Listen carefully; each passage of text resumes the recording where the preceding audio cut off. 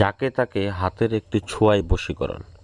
শুধুমাত্র হাত দিয়ে কোনো ব্যক্তিকে যদি আপনি স্পর্শ করেন, ওই ব্যক্তি আপনার প্রতি বাধ্যগত হয়ে যাবে, ওই ব্যক্তি আপনার প্রতি বশীভূত হয়ে যাবে। এটা শুধুমাত্র এই মন্ত্র এবং কি এই নকশাটার মাধ্যমে। সম্মানিত ভিউয়ার্স, তো এই মন্ত্র এবং এই নকশাটা কিভাবে প্রয়োগ করবেন এখন আমি বিস্তারিত নিয়মে আপনাদেরকে বলে দিতেছি।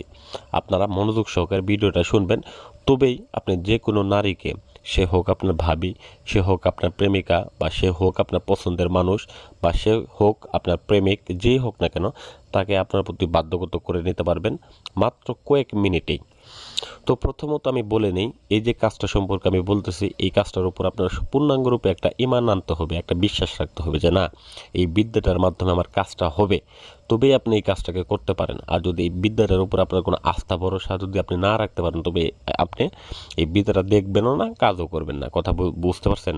তো যাই হোক ভিউয়ার্স, তো এখন এই কাজটা করার ক্ষেত্রে আপনাকে কিছু কতিপয় জিনিস সংগ্রহ করতে হবে।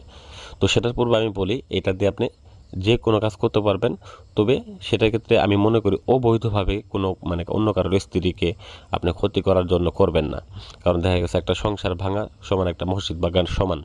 তো এখন এই বিষয়টা হচ্ছে যে আপনি অন্য কারো সংসার ভাঙতে যাবেন না, বা অন্য কারো ক্ষতি করতে যাবেন না এই কাজটা দিয়ে।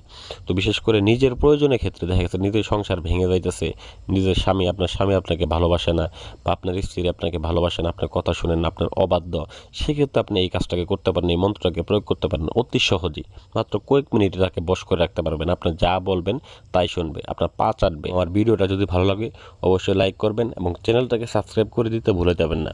ধন্যবাদ সবাইকে। আসসালামু আলাইকুম ও রহমতুল্লাহি ওয়া বারাকাতুহু।